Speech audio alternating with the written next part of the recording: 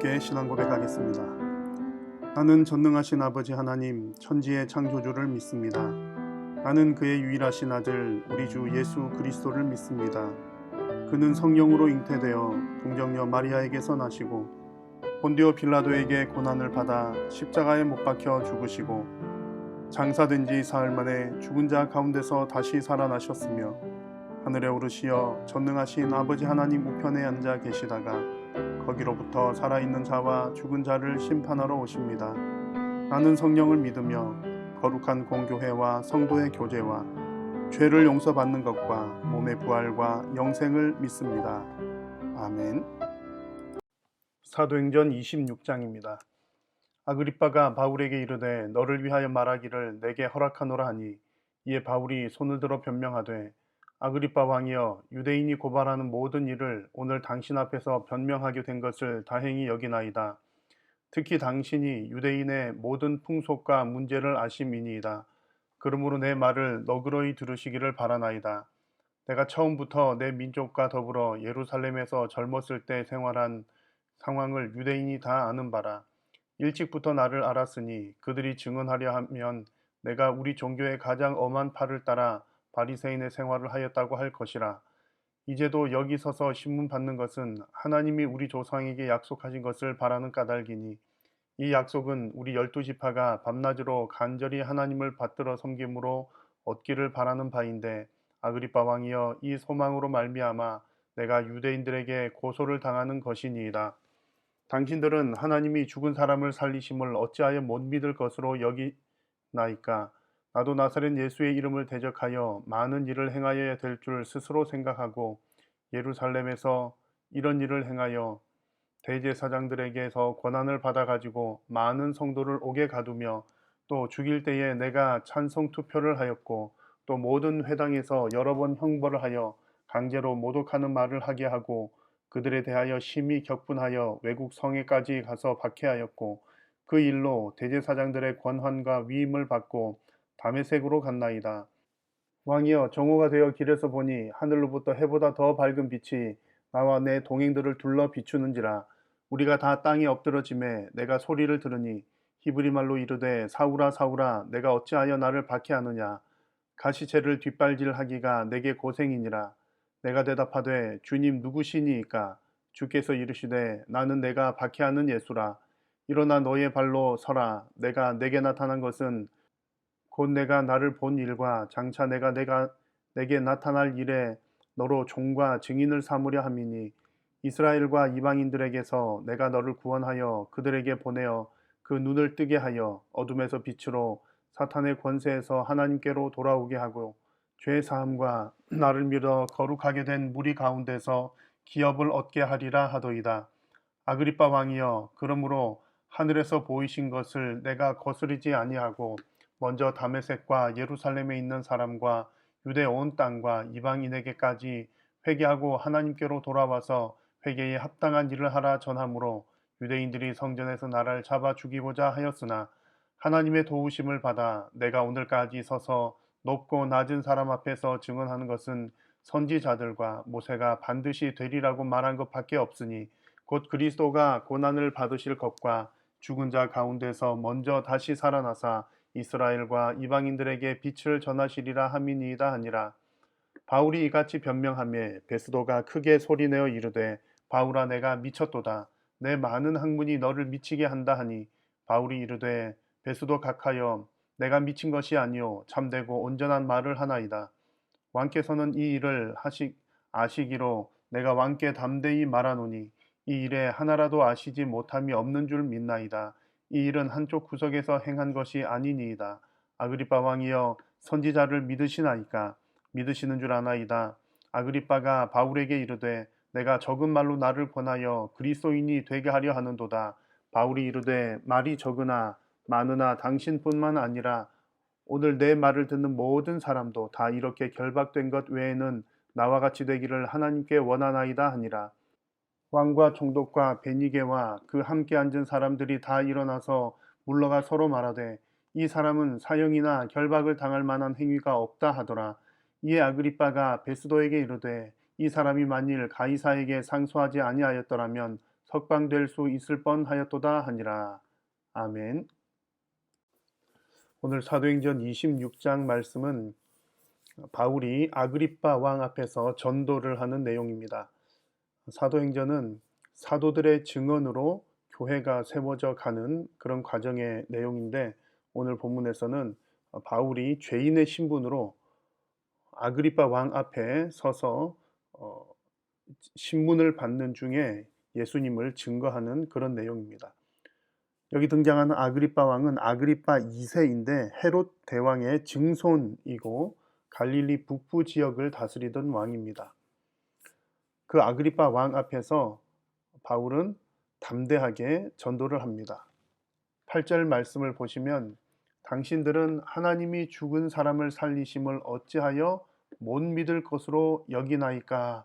라고 담대하게 이야기를 하는데, 그 당시의 최고 권력자인 아그리빠 왕 앞에서 이 이야기를 하는 것입니다. 27절 말씀에도 보시면 아그리빠 왕을 향해서 아그리빠 왕이여 선지자를 믿으시나이까? 믿으시는 줄 아나이다 라고 이야기를 합니다. 아그리빠 왕에게 지금 선지자를 믿으십니까?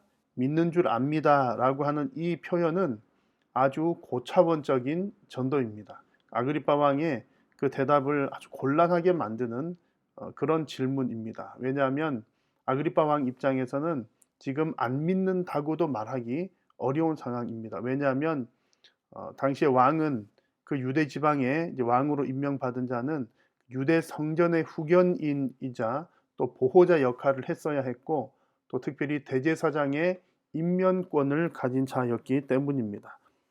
그 유대 민족들의 그 종교들을 보호할 그런 지위에 있는 사람이었던 것이죠. 그래서 아그리빠 왕은 사실 대답하기가 곤란한 상황 가운데 28절에서 이렇게 이야기를 합니다. 아그리빠가 바울에게 이르되 내가 적은 말로 나를 권하여 그리스도인이 되게 하려 하는도다. 이렇게 이야기를 하는데, 이때 이제 바울의 마음은 29절에 나옵니다. 바울이 이르되 말이 적으나 많으나 당신뿐만 아니라 오늘 내 말을 듣는 모든 사람도 다 이렇게 결박된 것 외에는 나와 같이 되기를 하나님께 원하나이다. 지금 매우 담대하게 왕 앞에서 전도를 하는 모습입니다. 사실은 매우 위협적인 위치이고 말하기가 곤란한 자리임에도 불구하고 담대하게 복음을 증거하는 그런 모습입니다.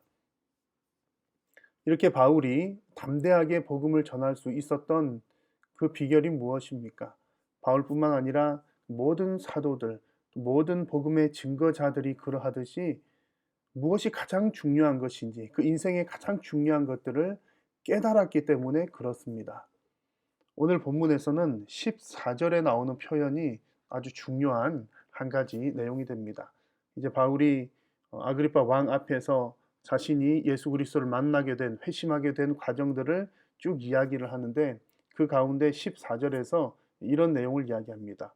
우리가 다 땅에 엎드러짐에 내가 소리를 들으니, 다메섹으로 가는 길에서 이제 그 예수님의 음성을 듣는 그런 내용입니다.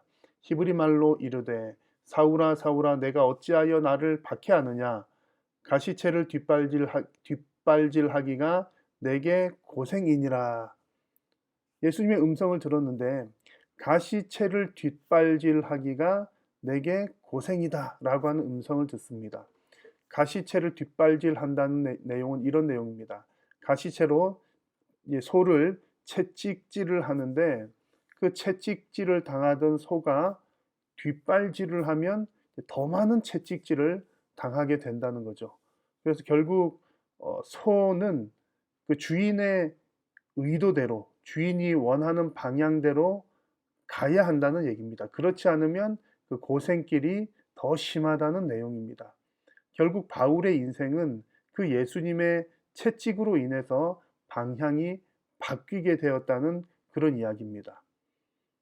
바울뿐만 아니라 예수님을 믿은, 하나님을 믿은 모든 사람들도 다 이와 같은 경험들이 있습니다. 우리 인생의 키가, 우리 인생의 방향을 결정하는 그 열쇠가 예수님께 달렸다는 것을 깨닫게 되는 겁니다.